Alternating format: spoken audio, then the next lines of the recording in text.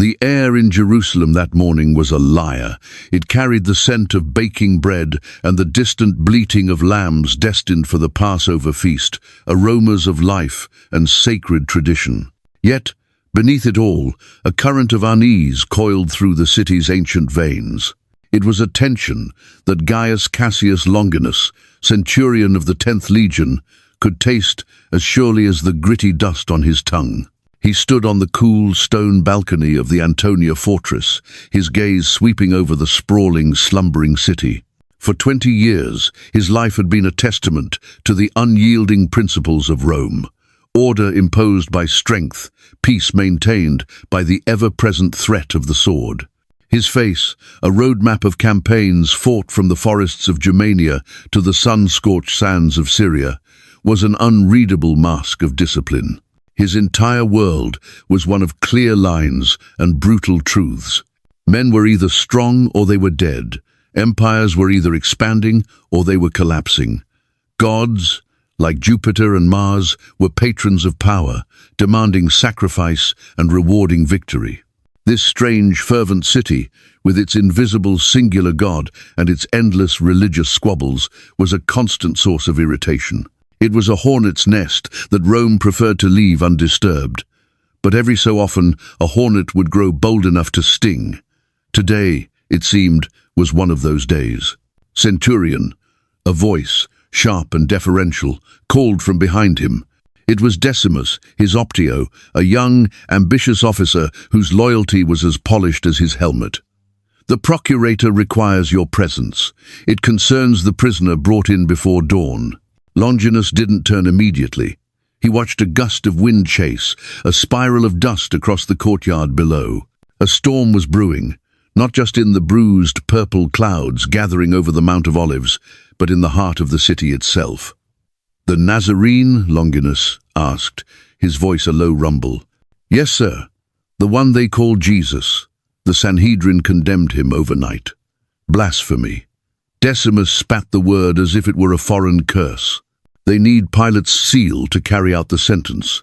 Longinus finally turned, his scarlet cape swirling around his armored legs. "Blasphemy is their business. What is the official charge presented to Rome?" "Sedition, centurion. They claim he declares himself a king." A flicker of something not quite amusement, but a dry, weary cynicism passed through Longinus's eyes. A king. He had seen kings. He had seen them dragged in chains through the streets of Rome, their gold-stripped crowns tossed before the emperor's feet.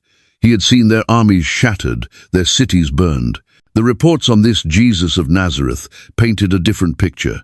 A wandering teacher, a worker of alleged miracles, a man whose army consisted of fishermen and tax collectors. A king without a sword was no king at all. He was a fool or a madman. He strode from the balcony, his hobnailed sandals echoing with grim authority on the mosaic floors. He had overseen dozens of crucifixions. It was a grim but effective tool of Roman statecraft, a public warning painted in blood and agony. It was a job, and Longinus was, above all else, a professional. He had learned long ago to build a fortress around his heart, to view the condemned not as men, but as tasks to be completed, entries to be logged in the legion's records. As he walked toward Pilate's praetorium, the whispers of the night's events reached him from the gossiping servants and nervous guards. He heard of a betrayal in a garden, a kiss that sealed a man's fate for the price of a common slave 30 pieces of silver. He heard of a high priest tearing his robes in theatrical fury, of a council that had spat upon and beaten the prisoner before they even bothered with a trial. It was all so typical of this place, so steeped in passion and religious fervor. It was messy. Longinus hated messes. Rome was clean. Rome was efficient. Rome was final. He arrived at the praetorium to find the situation already volatile. The courtyard, known as the pavement, was teeming with a restless crowd. The chief priests, Caiaphas and Annas, stood at the forefront, their faces masks of pious righteousness, their eyes gleaming with a predatory light. They had stirred the pot, and now they watched, waiting for it to boil over. Longinus took his position near the judgment seat, his arms crossed over his broad chest. His duty was simple: maintain order. prevent a riot, ensure the procurator's will was done. Then the prisoner was brought out. Longinus had expected a wild-eyed revolutionary, a man hardened by fanaticism, perhaps one who would shout defiance at the Roman eagle. Instead, the man who stood before Pilate was still. He was bloodied and bruised from his night with the temple guard, his clothes torn, but he stood with an unnatural calm. There was no fear in his eyes. There was no hatred. There was a profound, unsettling peace that seemed to create a silent space around him in the midst of the growing clamor. Longinus found himself leaning forward, his professional detachment momentarily forgotten. He had seen men face death in every conceivable way, with terrified screams, with desperate pleas, with curses of rage. He had never seen one face it with such sovereign tranquility. Who was this man, whose silence was louder than the baying of the mob? The thought was an unwelcome intruder, a crack in the granite wall of his certainty. He did not know it yet, but it was the first of many cracks that would appear on this day, a day that would shatter his world and rebuild it into something he could never have imagined. The storm was no longer brewing. It had arrived. Inside the praetorium, the air grew thick with unspoken judgment. Pilate, the Roman procurator, a man more politician than soldier, shifted in his carved ivory seat. He prided himself on his ability to read men, to dissect their motives and fears. But the man standing before him was an enigma.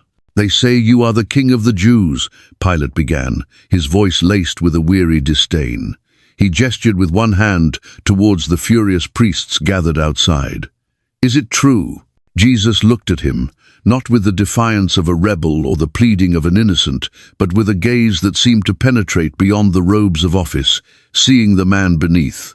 "You are the one who says it," he answered, his voice quiet, yet carrying clearly through the hall.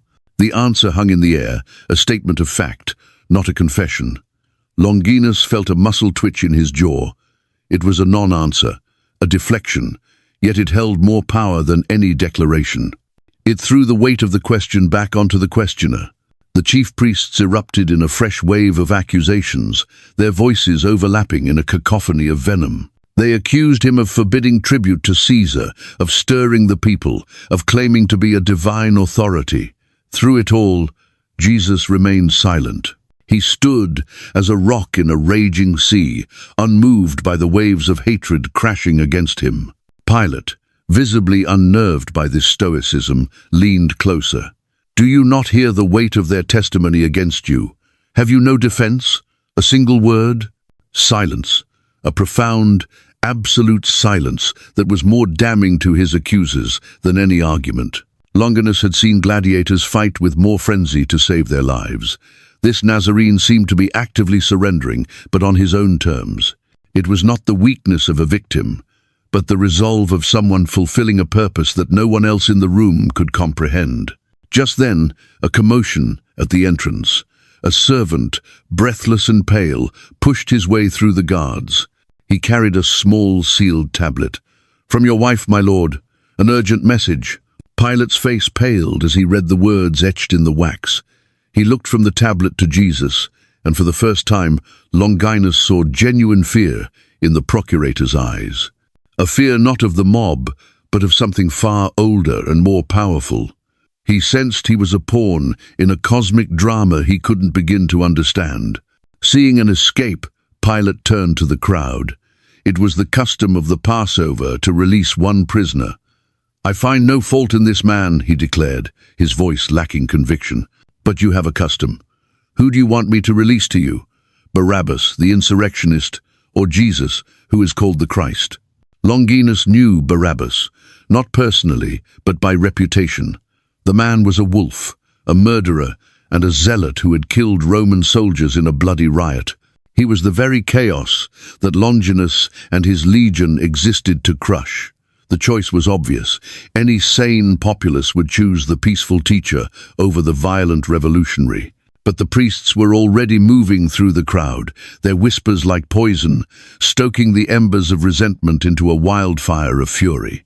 A low murmur began to build, a single word, repeated over and over, growing in volume until it became a unified, monstrous chant. Barabbas, Barabbas, Barabbas. Pilate's face fell. He had miscalculated. He had offered them a choice between order and chaos, and they had chosen chaos. "Then what shall I do with Jesus?" he cried, his voice now desperate. The response came as a single deafening roar that seemed to shake the very stones of the pavement. "Crucify him." Longinus felt a cold knot tighten in his stomach. This wasn't justice. This was a lynching, sanctioned by the weakness of a Roman governor. Pilate tried once more, his voice nearly lost in the din. "Why? What evil has he done?" The only answer was the renewed, bloodthirsty cry, louder and more terrible than before. "Crucify him! Crucify him!" Seeing it was hopeless, Pilate made a show of his surrender. He called for a basin of water. Before the entire jeering mob, he washed his hands, the water splashing over his shaking fingers. "I am innocent of this righteous man's blood," he proclaimed. "The responsibility is yours." A hollow gesture. Longinus watched with contempt. Duty was not a thing you could wash off your hands. Pilate released Barabbas, a sneering, triumphant brute who swaggered into the crowd as a hero. Then he turned Jesus over to the soldiers. The fate of the Son of God was sealed by the hands of a coward. The soldiers dragged Jesus into the inner courtyard, a place of grim routine. Longinus followed, his duty now to oversee the punishment. The first step was the scourging. He had watched this done 100 times. He had seen men break, their bravado dissolving into screams and pleas. He watched now as they tore the robe from Jesus' back, revealing a canvas of flesh that would soon become a masterpiece of agony. They bound his hands to a stone pillar. The soldier chosen for the task was a brute from Gaul, a man who enjoyed his work. He took up the flagrum, a terrible whip of leather thongs, embedded with sharp pieces of bone and lead. Longinus watched, his face impassive, as the first lash whistled through the air and struck with a sickening, wet thud. Jesus' body convulsed, but no scream came. Another lash, and another. The leather bit deep, tearing flesh, exposing muscle. Blood sprayed across the stones. Still, he did not cry out. A low groan escaped his lips, a sound of pure physical agony. But it was not a plea. It was the sound of endurance. The other soldiers began to laugh and mock. Their cruelty, fed by the prisoner's silence, grew more inventive. When the scourging was done, they threw a tattered soldier's scarlet cloak, a parody of royal purple, over his raw, bleeding shoulders. They wove a crown from a thorny vine, its needles an inch long, and jammed it onto his head. Blood welled up instantly, trickling down his forehead and into his eyes. They pushed a reed into his hand for a scepter, and knelt before him in mock reverence. "Hail, King of the Jews!" they jeered, spitting in his face. Longinus did not join in. He stood apart, his arms crossed, watching. A strange and unwelcome feeling was rising in his chest, an awe that tasted like fear. It wasn't the violence that disturbed him. Violence was his trade. It was the man. In the depths of this degradation, beaten, bleeding, and mocked, the prisoner possessed a dignity that eclipsed them all. His eyes, when he could open them, were not filled with the hatred of a vanquished foe. They were filled with an immense, heart-breaking sorrow. Sorrow not for himself, but for them. For the very men who tormented him. The centurion, the instrument of Rome, the man of iron and blood, found himself asking a question that terrified him. This was no ordinary rebel. This was no madman. Who, in the name of all the gods, truly was this man? He did not know, but he felt an unnerving certainty that he was about to find out, and that the answer would cost him everything. The cruel sport of the soldiers finally waned, their energy for mockery spent. They tore the scarlet robe from Jesus' back, a brutal act that reopened the half-clotted wounds from the scourging. He flinched, a sharp intake of breath the only sign of the torment. They dressed him again in his own simple garments, now stained and stiff with his blood. Then a heavy, rough-hewn beam of wood was brought forth. The patibulum, the crossbeam, it was thrust upon his shoulders. Longinus watched as the man's knees buckled under the weight, his body already pushed to the very edge of human endurance. "Move!" a guard barked, shoving him forward. The procession to the place of execution had begun. Longinus took his position at the head of the small column, his presence a clear sign that this was an official Roman act. His men formed a perimeter, pushing back the morbidly curious crowd that lined the narrow, winding street. The name of this path was not yet known, but its purpose was ancient. The Way of Sorrows, the final walk of the condemned. The destination was a barren, skull-shaped hill outside the city walls called Golgotha. It was a place of public horror, a garbage heap of human lives deemed worthless by the empire. The journey was an agonizing spectacle. The air was filled with a discordant symphony of human emotion. Shouts of derision and curses rained down from windows and rooftops. "Blasphemer! Pretender!" they screamed. Others, mostly women, wept openly, their faces etched with a grief that felt personal and profound. Longinus marched on, his face a stone mask, but his senses were unnervously sharp.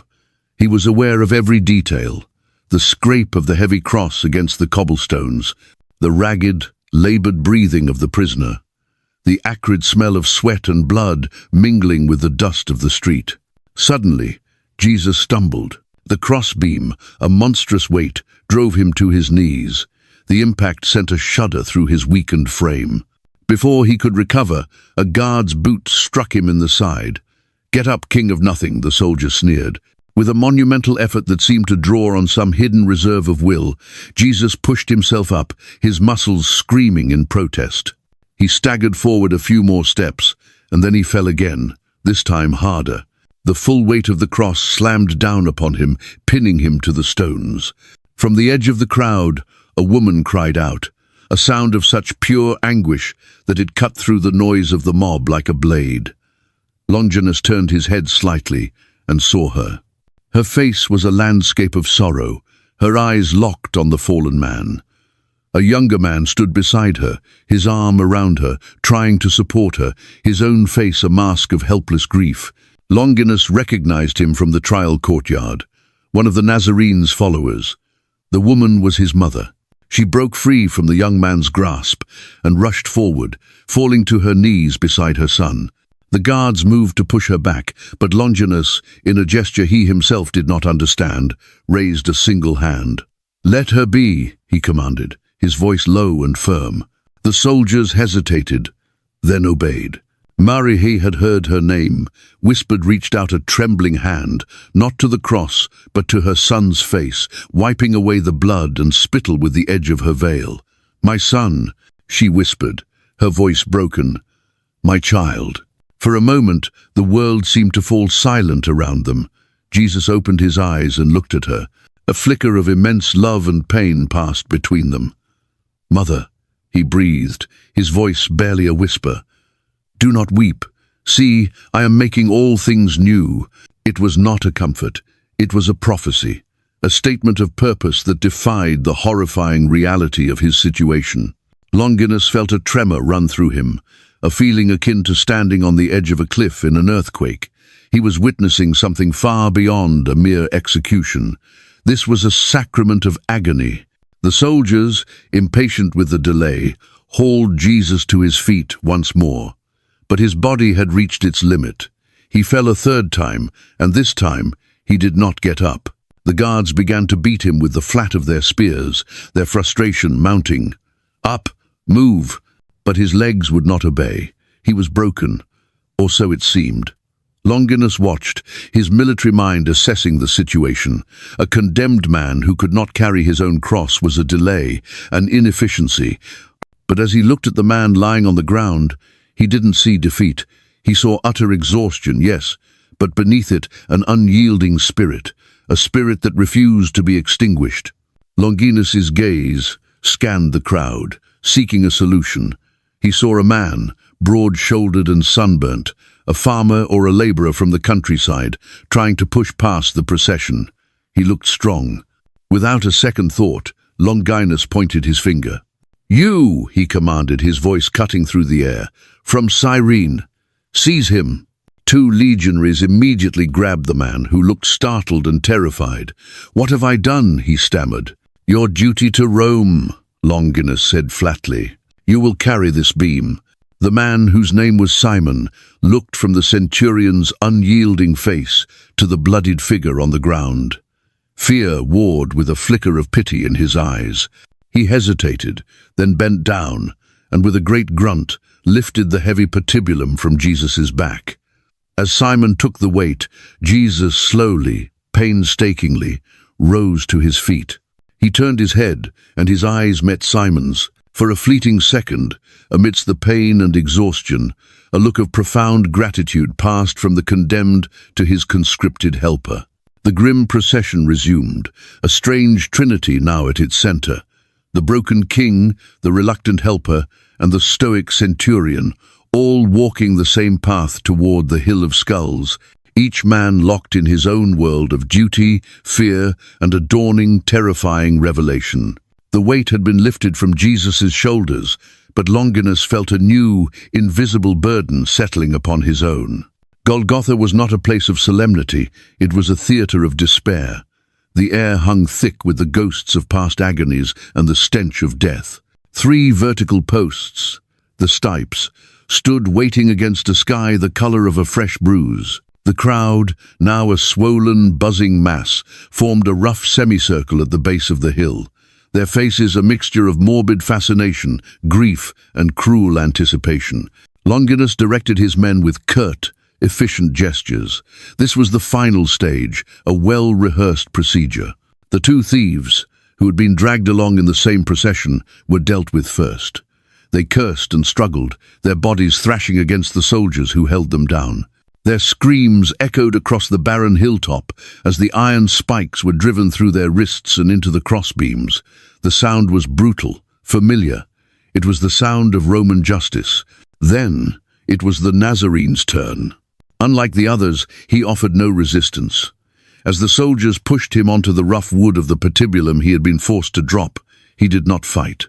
He stretched out his arms, as if in a willing embrace, a silent offering. A soldier knelt on his arm, pinning it to the wood. Another, a grim-faced veteran named Cassian, raised the heavy mallet. Longinus stood motionless, a few paces away. He found he could not look away. He had to see. He had to understand. The first blow of the hammer was a deafening crack, a sound that seemed to split the very air. A collective gasp rose from the crowd. At the foot of the hill, Jesus' mother let out a strangled cry and collapsed into the arms of the young disciple, John. Another blow, and another. The spike tore through flesh and sinew, grating against bone before biting deep into the wood. The same was repeated on the other side. Through it all, Jesus' body arched in a silent scream of agony, his knuckles white, his jaw clenched, but no curse, no plea, passed his lips. The soldiers then worked together, using ropes and brute strength to hoist the crossbeam, with the man now nailed to it, up the vertical post. It slotted into place with a jarring, sickening thud. His body, now hanging by the wounds in his wrists, was jolted violently.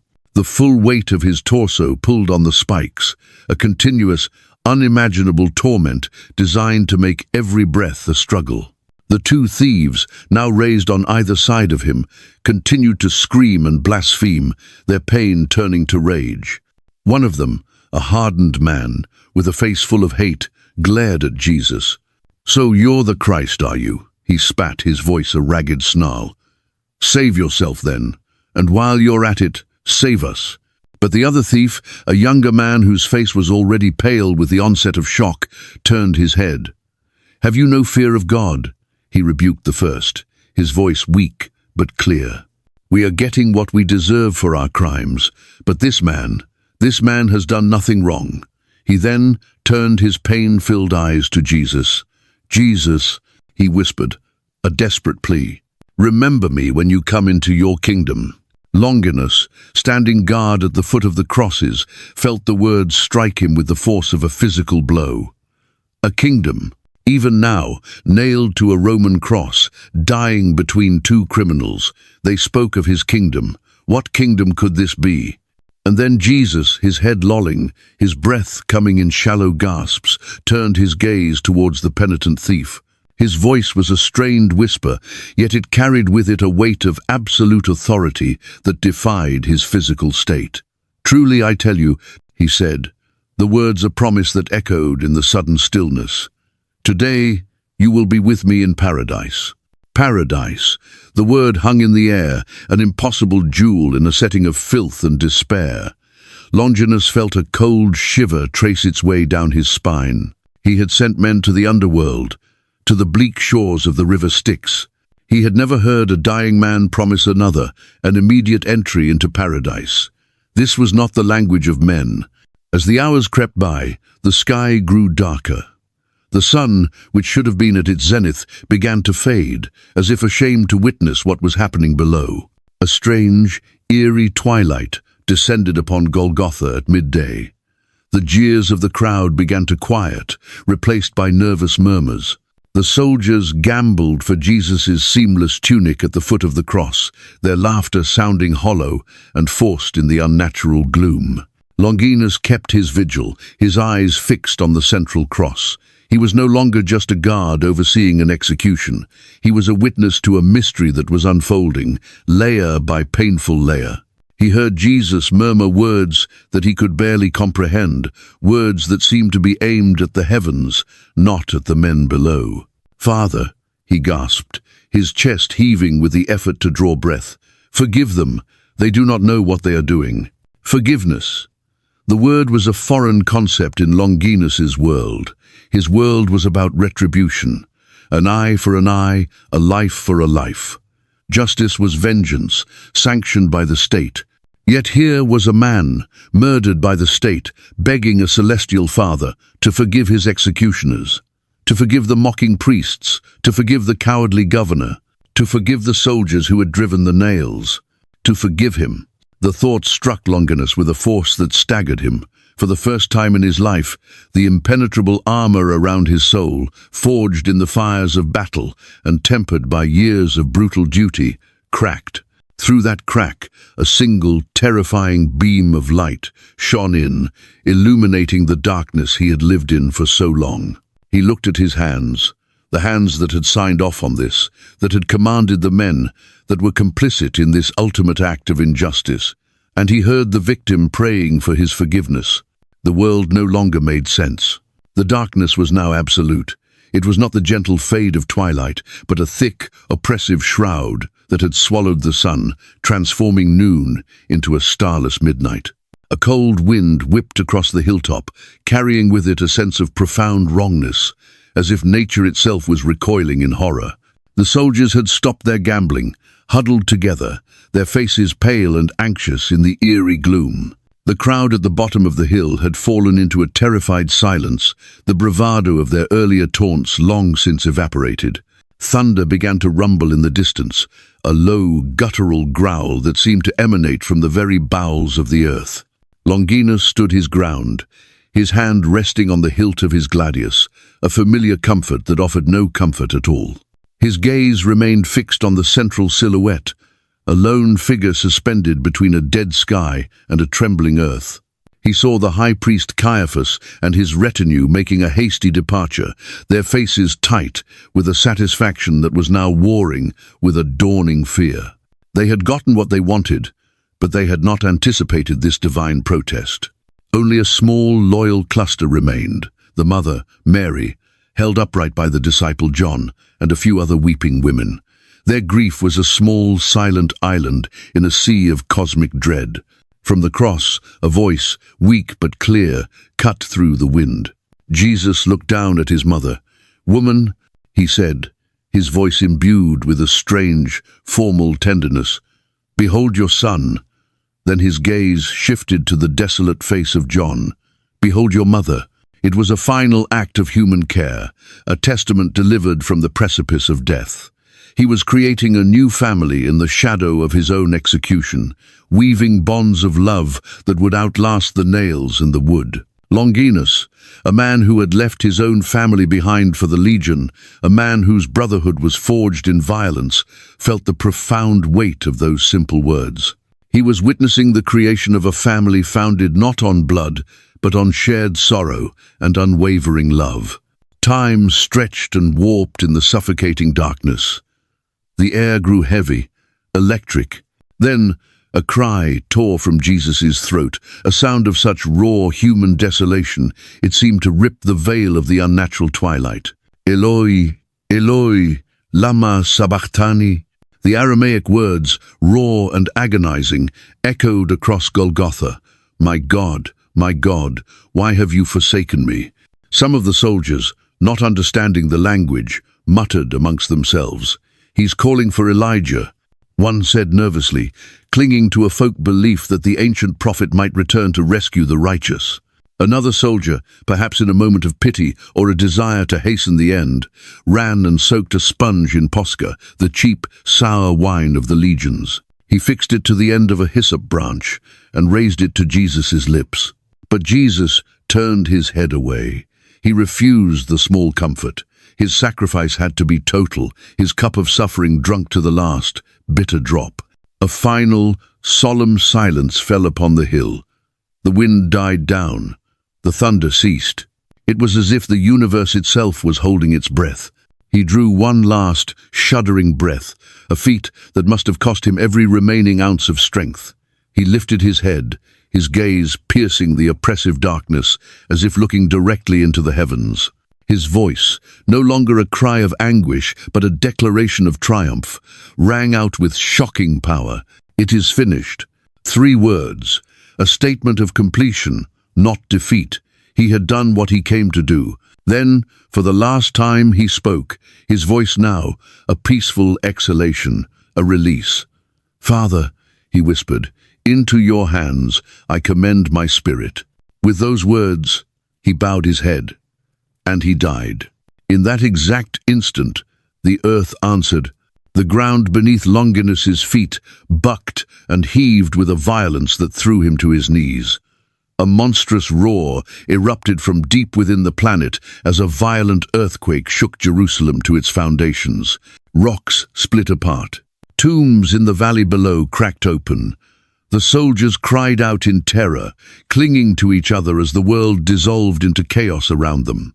And in the city, an unseen event of even greater significance occurred. The great veil of the temple, a massive 60-foot tapestry of blue and purple and scarlet, woven as thick as a man's hand, which had for centuries separated the Holy of Holies from the eyes of men, was torn in two. Not from the bottom up, as a man might tear it, but from the top to the bottom, as if ripped by the very hand of God. The barrier was broken. The shaking subsided, leaving a world stunned into silence. The faces in the crowd that had once contorted with mockery were now ashen with terror. Men and women began to beat their chests, a primal gesture of guilt and grief, finally realizing the magnitude of what they had demanded, of what they had done. But for Longinus, the earthquake was merely an aftershock. The true cataclysm had happened within him. He remained on his knees, his helmet having fallen from his head, the cold dirt of Golgotha on his palms. He stared at the still, silent figure on the cross. The doubt, the awe, the fear, and the dawning comprehension of the last few hours coalesced into a single, undeniable truth. The pieces of the puzzle, the silent dignity, the impossible forgiveness, the promise of paradise, the celestial darkness, the cry of dereliction, followed by the cry of completion, and the earth's own violent grief-all clicked into place. Words escaped his lips, not as a thought, but as a confession torn from the very core of his being. His voice, trembling but clear in the ringing silence, spoke the first public testimony of the Gentile world. Truly, he breathed, the words both a discovery and a surrender. This man was the Son of God. Silence, heavy and profound, fell like a shroud over Golgotha. The earth was still, the sky still weeping its unnatural twilight. Jesus' body hung limp and lifeless, a punctuation mark at the end of a divine sentence. The spell of terror was broken, replaced by a confused, fearful urgency. The crowd began to melt away, scattering back toward the city, their faces haunted. The day was drawing to a close. It was the preparation day, and according to Jewish law, the sanctity of the coming Sabbath, especially the great Passover Sabbath, could not be defiled by bodies remaining on their crosses. A delegation of priests, their earlier arrogance now tempered with unease, went to Pilate. They requested that the legs of the condemned be broken, the crurifragiuma, brutal mercy designed to hasten death by asphyxiation, as the victim could no longer push up to draw breath. Pilate, eager to be done with the whole affair, agreed. The order was passed down to Longinus. It was his duty, a final, ugly piece of administrative cleanup. He gave the command without emotion, his voice a hollow echo of its former authority. 2 legionaries, their faces grim, took up a heavy iron mallet. They approached the first thief and, with 2 swift, sickening crunches, shattered his shins. A final, gurgling scream, and he was still. They did the same to the second. Longinus watched, his mind detached, but his soul recoiling. Then they came to the central cross. The soldier, Cassian, raised the mallet, ready to perform the same act on Jesus. "Stop," Longinus commanded. His voice was quiet, but it cut through the air with an authority that made the soldier freeze, mallet in midair. Longinus stepped forward. He looked up at the peaceful, bowed head. He knew, with a certainty that defied all his training and logic, he knew that Jesus was already dead. The breaking of the legs was unnecessary. But Roman law was absolute. Death had to be officially verified. A body could not be taken down on the word of a centurion's intuition. There had to be proof. An undeniable, fatal wound. It was his duty, his final duty, as the executioner of this man. He took his own spear hasta, the symbol of a centurion's rank, from his side. It was a part of him, an extension of his will, a tool that had tasted the blood of Rome's enemies on a dozen battlefields. He moved to the side of the cross. He looked at the pale flesh of Jesus' side, just below the ribcage. He took a breath. He was no longer a soldier following an order. He was a man performing a sacred, terrible act. With a single, swift, and precise thrust, he pierced Jesus' side. What happened next was not what he expected. There was not the slow, dark trickle of congealed blood that would come from a dead body. Instead, from the wound made by his spear, there flowed a sudden, startling stream of 2 distinct liquids, blood and water, a gush of dark, rich blood, followed by a clear, watery fluid. The evangelist, John, who had returned and was standing near the foot of the cross, saw it. His eyes widened, and he would later write of it with the solemnity of a sworn witness. And he who saw it has borne witness, and his testimony is true. But for Longinus, it was not a thing to be recorded. It was a thing to be experienced. A few drops of the sacred mixture splashed onto his face. Legend would say that Longinus suffered from an affliction of the eyes, a clouding of his vision from an old battle wound that mirrored the clouding of his soul. In that moment, as the blood of redemption and the water of purification touched him, it was as if scales fell from his eyes. The world came into sharp, painful focus. The physical world and the spiritual one he could see. He lowered his spear, its tip stained not with the blood of an enemy, but with the lifeblood of a god. He looked at the wound he had created, and in that gaping hole, he saw the fulfillment of a prophecy he had never known. They will look on the one they have pierced. He had thrust his spear into the heart of the divine. The centurion of the 10th Legion, the instrument of the empire, the man of iron and order, fell to his knees once more. But this time, it was not in terror or confusion. This time, he knelt as a believer. The fortress around his heart had not just been cracked, it had been utterly demolished, and in its ruins, something new and fragile was beginning to grow. The days that followed were a blur of torment and revelation. Longinus could not return to the barracks and be the man he was before. The image of the cross was seared into his mind. The feeling of the spear striking home was a phantom limb. The whispers that began to swirl through Jerusalem off an empty tomb of sightings of the resurrected Nazarene did not strike him as madness, they struck him as truth. In the depths of his soul, he knew, death had not been the end. He could no longer raise his sword for an empire that had murdered its own creator. He could no longer enforce the peace of a Rome that was blind to true righteousness. Within weeks, he did the unthinkable. Gaius Cassius Longinus, a decorated centurion with a promising career, walked into his commander's quarters, laid his spear and his sword upon the table, unbuckled his armor, and resigned his commission. He walked out of the Antonia fortress, a free man, stripped of his rank and power, but clothed in a new, terrifying, and exhilarating purpose. He sought out the very people he had once persecuted, the small, frightened band of followers. He found the disciple John and the mother, Mary. And he listened, he learned.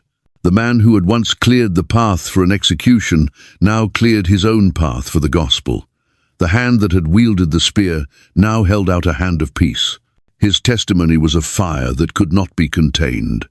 "I was there," he would say, his voice resonating with an unshakable authority. "I watched him die, and in his death I found my life. I pierced his side, and he healed my soul." His journey took him far from Jerusalem to the lands of Cappadocia. But the empire he had abandoned did not forget or forgive. He was arrested, no longer as a soldier of Rome, but as a traitor to it. They demanded he renounce his new faith, to offer a pinch of incense to the divine emperor. He refused. Staring into the face of his judge, he possessed the same serene dignity he had once witnessed on a skull-shaped hill. He had already faced the ultimate power, and it was not sitting on a magistrate's bench. They led him to a lonely field, and with a single blow of a sword, the same kind of sword he had once carried, they beheaded him. He died a martyr, his gaze fixed upward, his spirit commended into the hands of the Father he now knew. And so, the story of Longinus, the executioner, ended. And the story of Saint Longinus, the witness, the believer, the one who saw and was seen, began a testament to the power of a love that can transform even the hand that wields the spear into a vessel of grace.